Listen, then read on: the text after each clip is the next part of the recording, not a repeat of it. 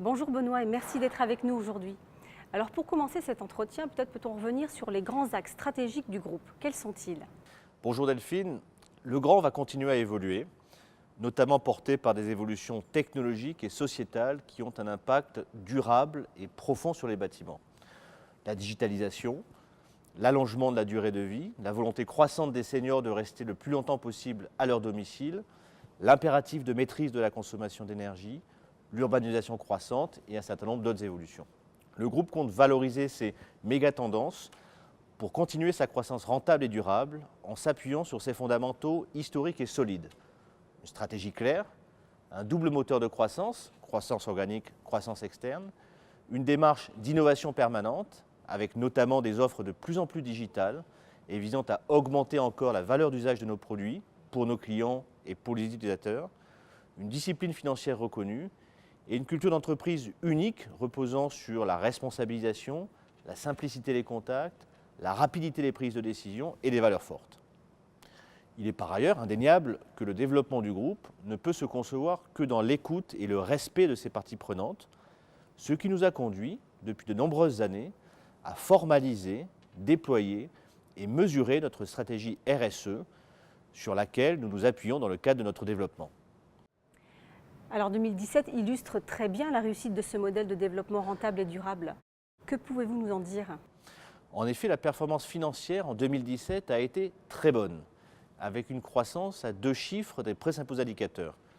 Plus 10% pour le chiffre d'affaires, plus 13% pour le résultat opérationnel ajusté et le résultat net part du groupe, ou encore près de 18% de croissance pour le cash flow libre normalisé. La marge opérationnelle ajustée, avant acquisition, atteint de son côté la borne haute de l'objectif à 20,1%, reflétant la bonne performance opérationnelle de l'année. D'autre part, les résultats extra-financiers ont été au rendez-vous, avec un taux de réalisation de la feuille de route RSE de 122%. D'accord, alors quels sont les facteurs de la dynamique de croissance de 2017? Les deux moteurs de croissance ont contribué à la performance de 2017. En premier lieu, la croissance organique a atteint 3,1%, dépassant la borne haute de l'objectif de l'année. Cette belle réalisation reflète le dynamisme et l'investissement des équipes partout au sein du groupe et nous récoltons également les fruits de notre politique d'innovation, comme l'illustre le succès des offres récemment lancées. Alors l'autre moteur, c'est la croissance externe. Legrand a notamment acquis Milestone en 2017. Qu'apporte cette acquisition à Legrand? En réalisant cette acquisition, Legrand se renforce aux États-Unis sur un segment à forte valeur, l'infrastructure et l'alimentation audio-vidéo, où Milestone réalise plus de 75% de ses ventes avec des positions de leader. Ces solides positions se traduisent par de très belles performances financières. 478 millions de dollars de chiffre d'affaires réalisés en 2017, une croissance organique de plus 3% et une marge opérationnelle ajustée de 21,8%. L'opération s'accompagne enfin de synergies à terme comprises entre 1 et 5% du chiffre d'affaires de Milestone de 2016. Dans ce cadre, nous avons annoncé début 2018 la création d'une division audio-vidéo regroupant Milestone et Middle Atlantic Product et une business unit résidentielle audio-vidéo rassemblant nos offres résidentielles dans le domaine aux États-Unis. Alors d'autres sociétés nous ont également rejoints. Que peut-on dire plus globalement de la dynamique de croissance externe? Au total, 6 opérations de croissance externe ont eu lieu en 2017, dans les infrastructures numériques, l'éclairage architectural prescrit pour les bâtiments commerciaux aux États-Unis ou encore dans les UPS.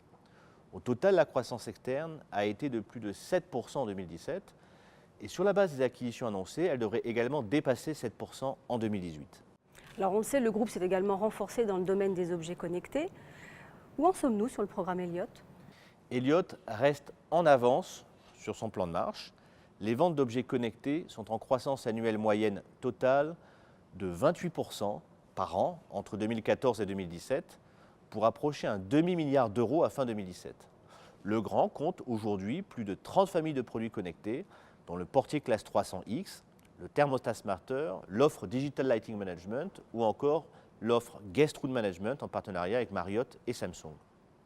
Les partenariats sont précisément un socle fondamental d'Elliott, d'où le lancement lors du dernier CES de Las Vegas de Works with Legrand, comptant déjà plus de 20 partenaires qui peuvent accéder via un portail aux ressources permettant l'interopérabilité de leurs solutions avec nos offres. Alors plus généralement, le groupe a renforcé également ses investissements d'avenir. Quelles ont été les principales initiatives? Le Grand a effectivement poursuivi ses investissements destinés à renforcer son modèle de développement rentable et durable. Il a Elliott, et au-delà d'Elliott, l'investissement dans l'innovation qui permet d'enrichir les offres historiques du groupe, par exemple en nouvelle gamme d'interfaces utilisateurs ou encore avec des nouveaux modèles d'UPS. L'offre pour les infrastructures numériques s'est également étoffée, avec notamment LCS3, des solutions de câblage haute performance, cuivre et fibre optique. Nous investissons ainsi en moyenne et sur le long terme 4 à 5% du chiffre d'affaires en R&D et près de 2300 personnes s'y consacrent au sein du groupe. Les initiatives commerciales se poursuivent également avec l'accroissement des contenus de marketing digital et le renforcement du réseau de showroom. Enfin, nous continuons de nous inscrire dans une démarche globale d'excellence industrielle en démarrant par exemple une approche digitale dans nos ateliers. Alors la stratégie du groupe est pensée de façon intégrée, en prenant en compte l'ensemble des parties prenantes. Quels sont pour finir les faits marquants en matière de RSE?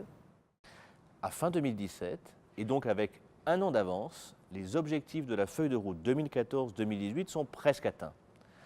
Le groupe poursuit notamment son engagement dans la lutte contre le réchauffement climatique avec la signature du French Business Climate Pledge. Nous attachons également une grande importance à l'opinion de nos collaborateurs, dont près de 80% se sont exprimés au cours d'une enquête d'engagement réalisée en 2017. Enquête d'engagement portant notamment sur l'appréciation de la qualité de vie au travail ou encore sur la perception de la stratégie du groupe. Le groupe reste également impliqué auprès des ONG, comme Électriciens sans frontières, dans le but d'apporter l'électricité aux populations démunies. Le Grand entend ainsi continuer son développement créateur de valeur de façon responsable et durable dans l'écoute de l'ensemble de ses parties prenantes. Je vous remercie, Benoît. Merci Delphine.